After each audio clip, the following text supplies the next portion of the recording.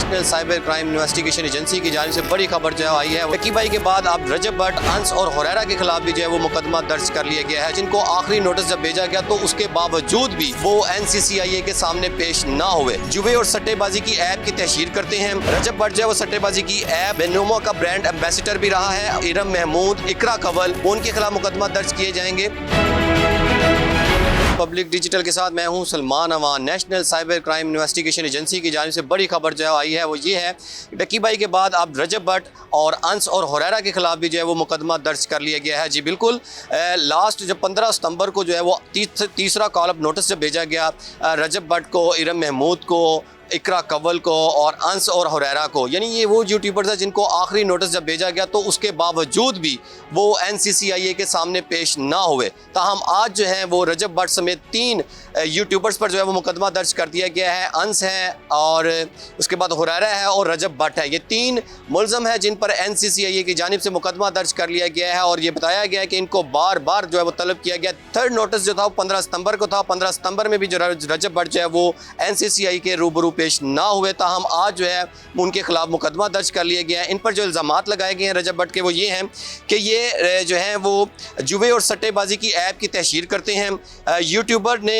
Bed 365 और बनीमो समेत दीगर ऐप्स को प्रमोट किया है। रजब भट्ट पर जो इल्ज़ामात लगाए गए हैं वो ये भी है कि आवाम को सरमायाकारी के नाम पर उकसा कर करोड़ों रुपए का नुकसान पहुंचाया है। मुलज़म को बार बार तलब किया है, ताहम वो पेश ना हुआ है।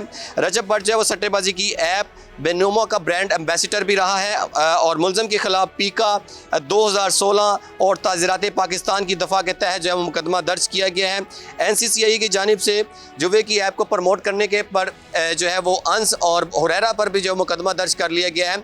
2 ख़वातीन जो थी, इरम महमूद और इकरा कंवल समेत जो दीगर मुलज़मान हैं, उन पर भी जो है मुकदमात दर्ज जो है वो अगला जो प्रोसीजर है वो उनके खिलाफ मुकदमा दर्ज किए जाएंगे।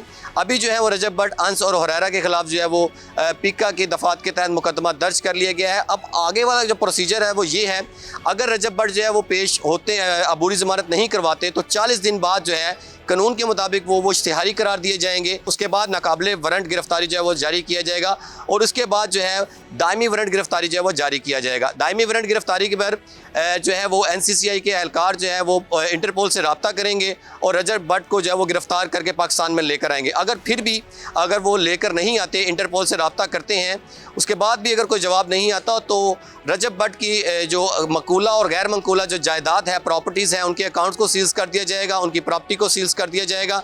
ये कार्रवाई की जाएगी जो आने वाले जो दिन हैं, अगर रजब भट्ट पेश नहीं होते, अगर वो बोरी ज़मानत करा के सामने तफ्तीश होते हैं तो मामला कुछ और होगा। वरना जो लोग ज़मानतें नहीं करवाते तो वो 40 दिन बाद एक कानून के तहत जो है वो इश्तिहारी करार दिए जाएंगे। अगर वो पेश नहीं होते, चूँकि वो सामने तफ्तीश नहीं हुए और अब भी अगर वो बेल करवा के सामने तफ्तीश नहीं होते तो 40 दिन के बाद जो है वो इश्तिहारी करार दिए जाएंगे। जो दीगर यूट्यूबर्स हैं, 47 के करीब यूट्यूबर्स हैं जिनकी लिस्टें तैयार हैं NCCIA की एक जानिब से। सबसे पहले लकी भाई के ऊपर मुकदमा दर्ज किया गया, वो भी जुडिशल रिमांड पर हैं।